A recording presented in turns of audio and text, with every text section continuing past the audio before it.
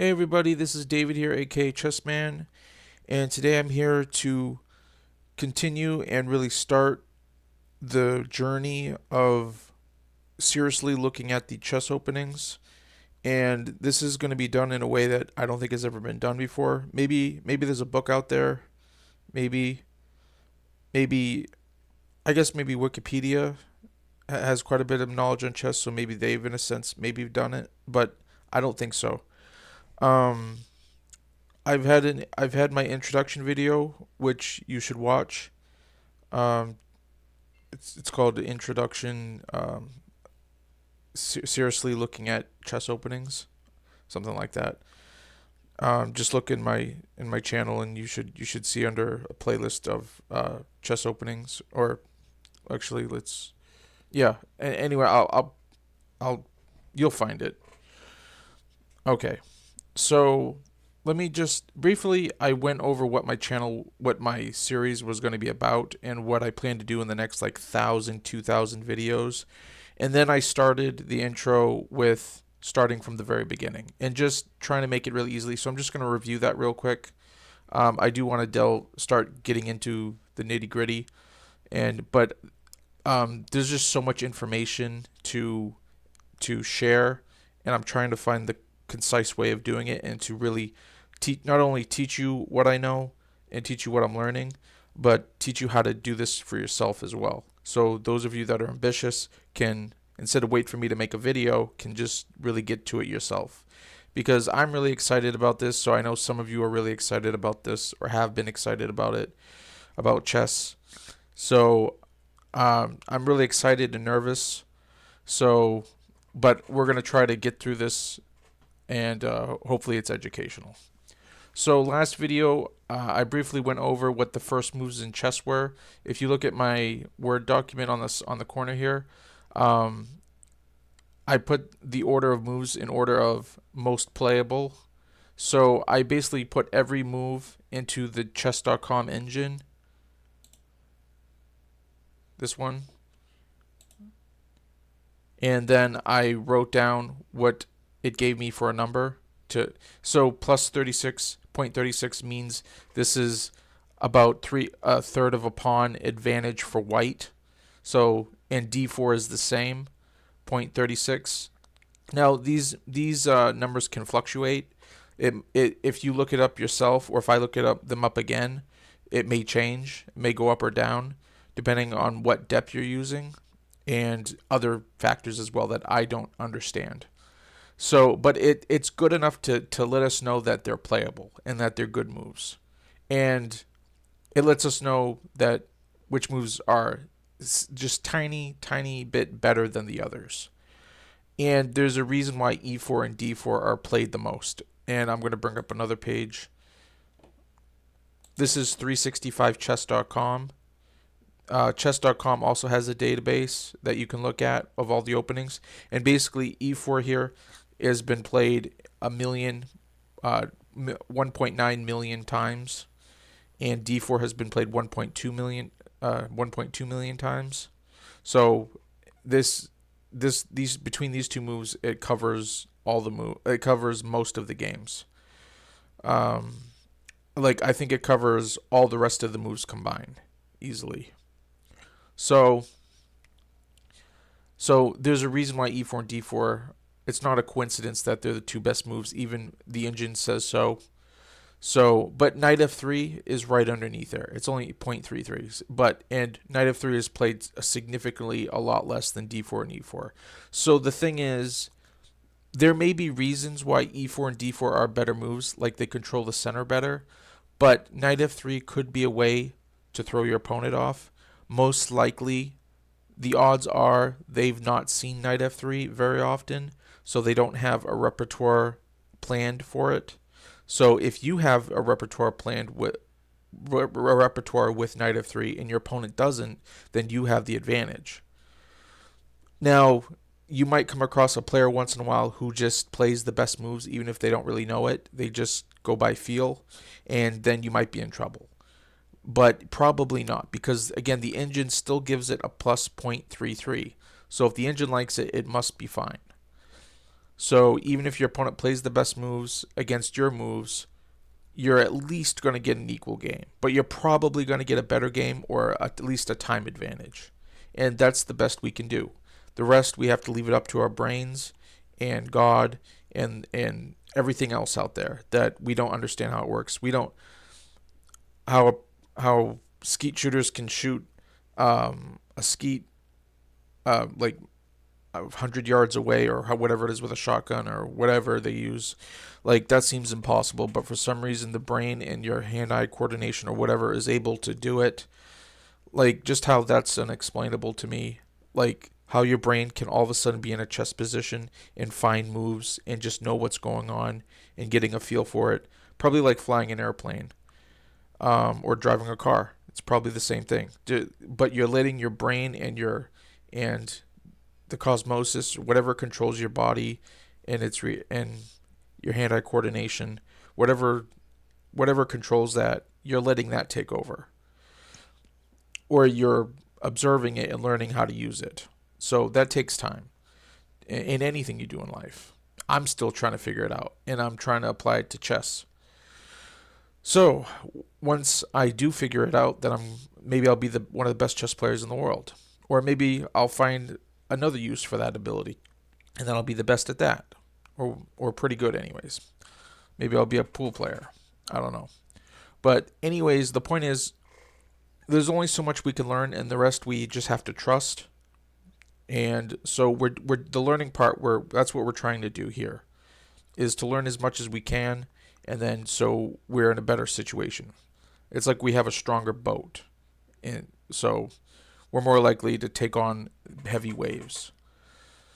Okay. All right, so that was a tangent. So anyways, if you haven't seen the introduction video, if you want, you can take notes of. I'm showing you this again. I showed you this in the last video. The first moves, but I advise, if you want, you can make flashcards, or you can just write them in a notebook, and however you memorize. Some of you just watch a video and you just know it. So I have to watch it like 7-8 times before it sinks in. But anyway, here it is. Now, in this video, we're going to start with 1e4. We're going to look at 1e4 king's pawn opening. And so I'm going to bring this up. So first thing is, I basically did the same thing that I just did for the first moves. I put every move that you can possibly play against 1e4 into the chess engine, and then I wrote down what the value came out it was. And I put that in the order. So e5 is still called the king's pawn opening, and it's 0.43. The French defense is 1e6.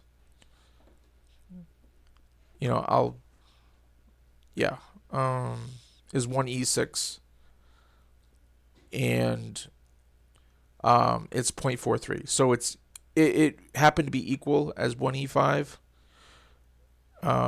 Now let me put 1e4 on this board, because if you notice, 1e5 was chosen to be the best by the engine, but in c5 is third, but the most played is c5.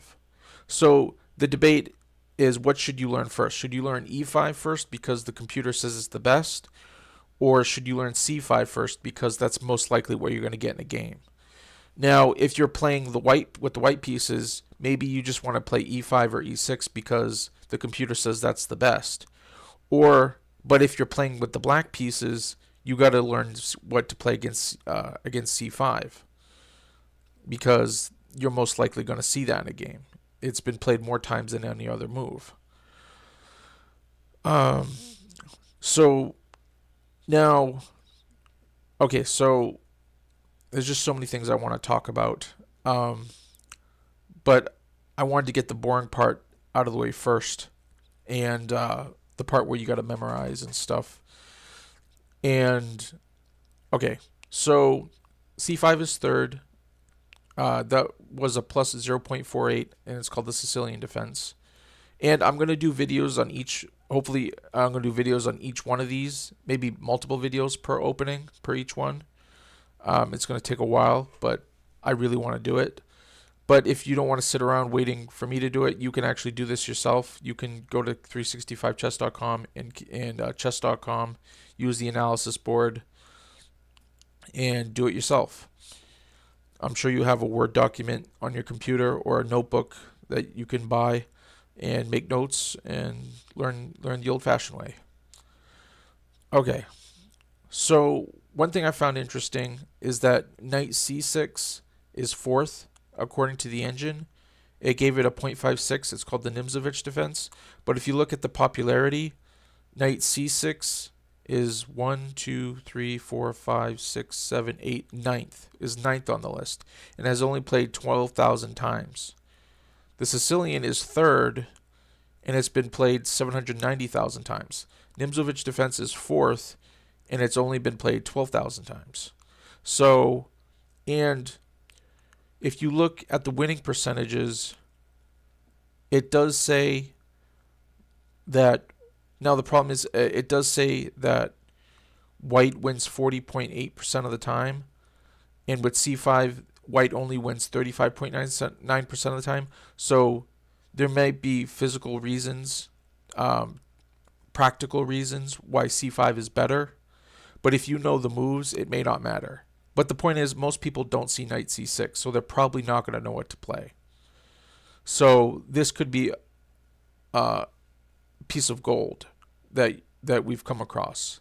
So part of me wants to go through the openings that are most popular first, and then, but I might go with what the computer says is the best, and because part of me really wants to get to the Nimzovich defense. But I still want to go through the King's Pawn, the French, the Sicilian, the Caro-Kann, the Perk, the Car. I'm interested in the Car defense because that's not played very often either. Let's see, H6 has only been played 48 times. So, but it's only 0.7. It's only 0.70.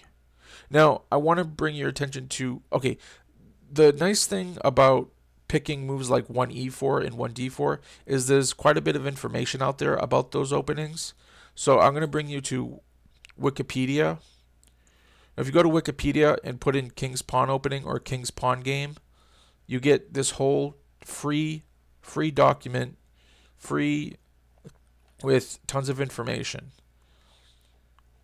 Now, this is to me the fun part. I think it's fun finding information like this and just reading it. I think that's fun. And it's already here. It's free. And there's usually citations about what books this information came from. And if you want to buy the book or however you get books, maybe go to the library, you can read it. Okay, so the King's Pawn in the Wikipedia document, the King's Pawn game. First, it just says that it's the most popular move in chess, followed by 1d4. Black's most common replies are c5, the Sicilian defense, e5, which leads to the Roy Lopez Italian game, and others. Also quite common are 1e6, the French defense, and 1c6, the Caro-Kann defense. So by reading this, you now know that the Sicilian defense, that this move leads to the Sicilian defense, the Roy Lopez, the Italian game, the French defense, and the Caro-Kann. So now you can write that down, and then now you can look up those. In fact, it even shows you right here. If you hover over Caro-Kann, it tells you the move 1e4 c6, and so you can do that. And so I'm probably going to use Wikipedia for part of some of my videos. Okay, so if you scroll down further, it has popular continuations. Okay, first of all, it has the principles of the move. So, like it says, advancing the king's pawn 2 squares is highly useful because it occupies the center square, attacks the center square d5, and allows the development of white's king, bishop, and queen. Bobby Fischer said that the king's pawn game is best by test and proclaimed with 1e4 I win. So just by reading this, you've gained so much information. It tells you about a little bit about why e4 is such a good move, and Bobby Fischer. If now you can look up Bobby Fischer, and you can hover over it or click on it, and I'm sure it'll give you a document of all who Bobby Fischer is. And then you can understand why he was such a great player. And if he thinks 1e4 is best by test, there's some weight to it. So now you can be like, you know what? I'm playing 1e4 because the computer says it's the best. Bobby Fischer says it's the best. So it must be the best.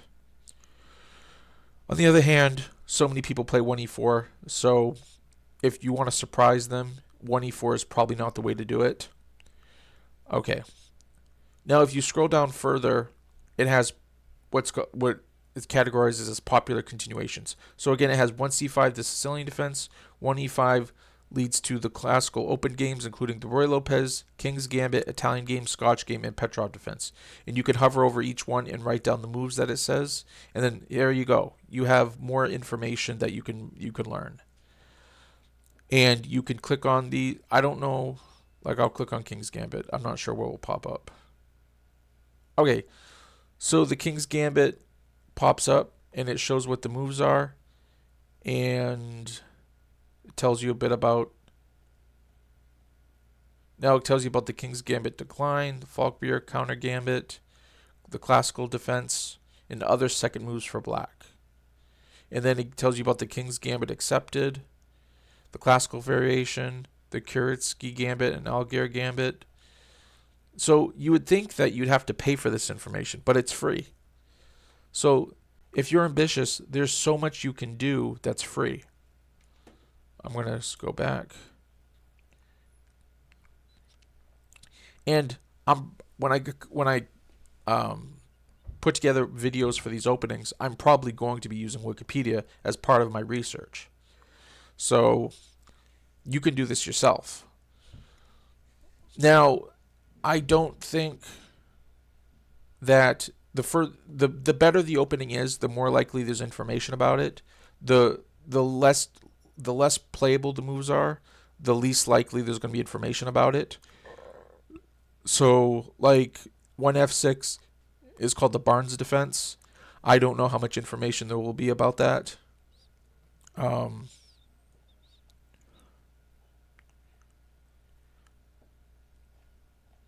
But it may be here.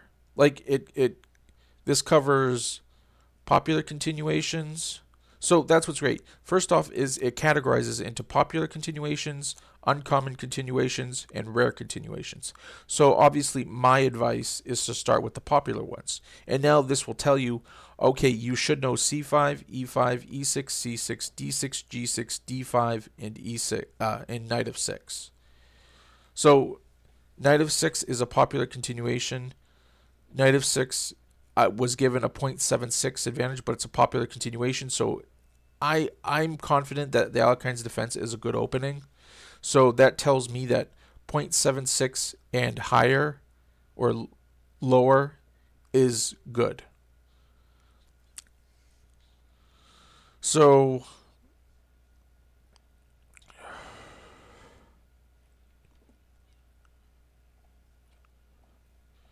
and it may even be here. Like, for instance, like it has F6, the Barnes defense. So it says F6 is known as the Barnes defense after Thomas Wilson Barnes. This move is clearly inferior, taking away the F6 square from the knight and weakening black's kingside, although Barnes managed to defeat Paul Morphy with this defense in 1858. So that's all it has about it. So it's inferior. It says this move is clearly inferior. So that between that and what the computer gives it, but it was able to beat Paul Morphy, and Paul Morphy was the greatest chess player in his time. So who knows? If your opponent is not a Paul Morphy, you might be able to at least get a draw, maybe even win. But who knows? It might be too big of a disadvantage. So you're not Paul Morphy either.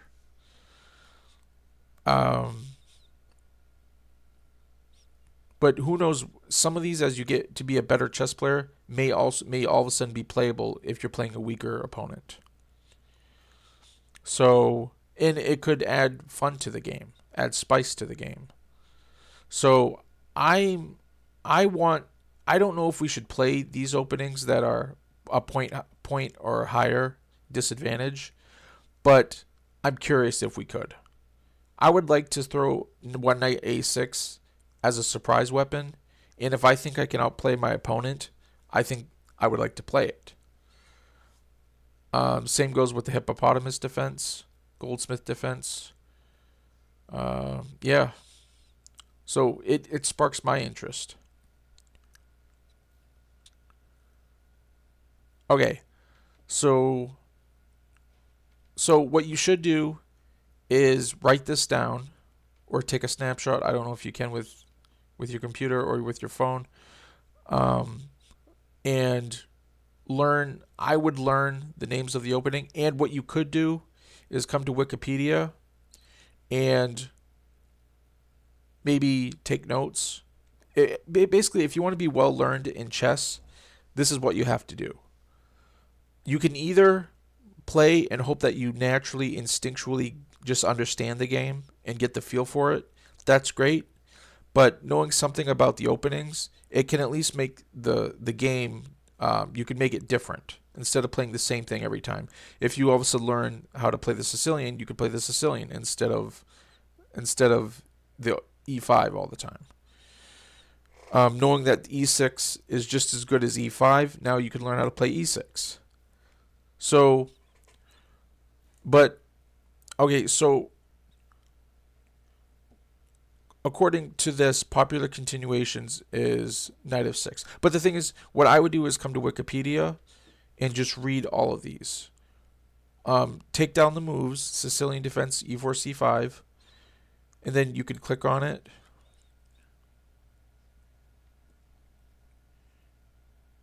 And then it tells you the general concepts, the history. Then it tells you what the open Sicilian is. It gives you some variations, the Nadrov variation, the dragon variation, the classical variation, the Shevanigan, the Shevnikov variation,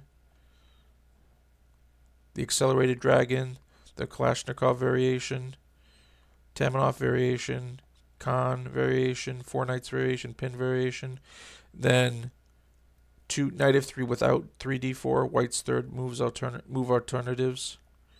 So there's so much to learn, and it's already here. You don't even have to take notes. You can just read these notes. But some people learn better by taking notes. So you're going to have to use your brains. You all went to high school. Some of you went to college, and you can do this. It's going to take you to be in that mode to do this, I think.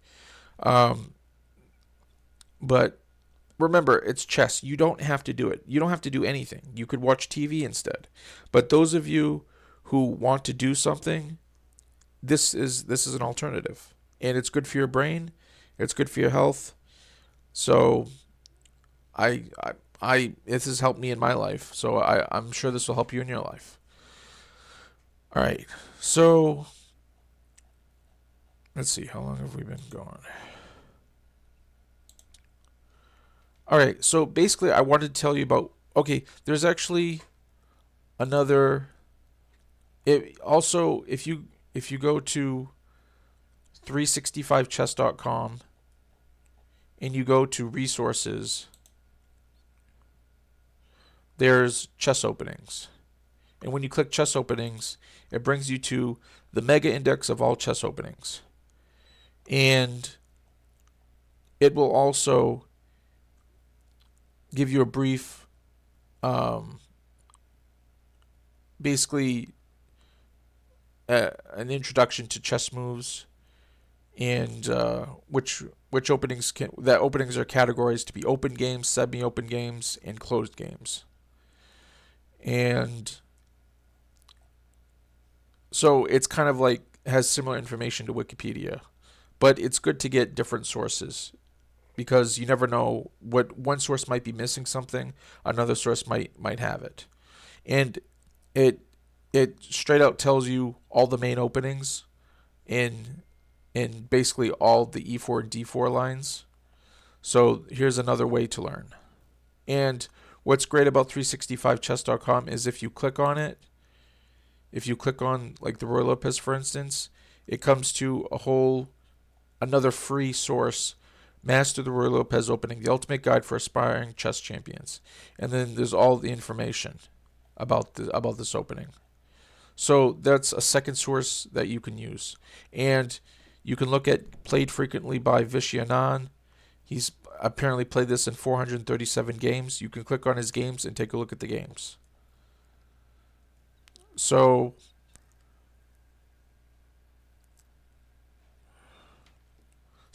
I hope you've taken down the notes about all these openings and all these here. And then I hope you go to Wikipedia and read the information, because that's what I've been doing, or am going to do. Some I've read, not too much. Some I've read, but I need to do more reading. But these resources are great, and sometimes it tells you what books it got the information from, and then you can, like I said, get the books. So I think that's going to do it for today, or at least for now. Maybe I'll make another video today while I'm on a roll. I ask that you subscribe so you don't miss anything. This is my favorite video to make, are these ones. I've been making other videos, other chess videos that I'm not as passionate about, so I'm probably still going to make them because it's like I've committed to it, and it's good. It's good to play chess, not just study it. So, but I'm really anxious to do these videos. So I'm not sure if I'm going to cut back or not on the other videos. So if there's another video that I make that you like, just say something in the comments that, no, keep doing these videos as well. And I'd really appreciate that. So also, I believe in God. So I hope you all realize that God's inspiring me to do this. I've just thought about this. I've been trying to think about how to make my mark in chess, and I think I found it, but it's taken me a while to come up with this, and it's going to take God for me to get it done, because I want it done well. I don't want it just to get it done. I want it to get done well. So I want to hurry up and do it, but I also don't want to rush. So it's a real headache. And when I plan a lot, as much as I can, to make these videos, and then I just leave it up to God. And hopefully that the right words come out of my mouth, the right information comes out, and that it's useful. So I thank you for everything. I hope you have a great day, and see you soon. Bye.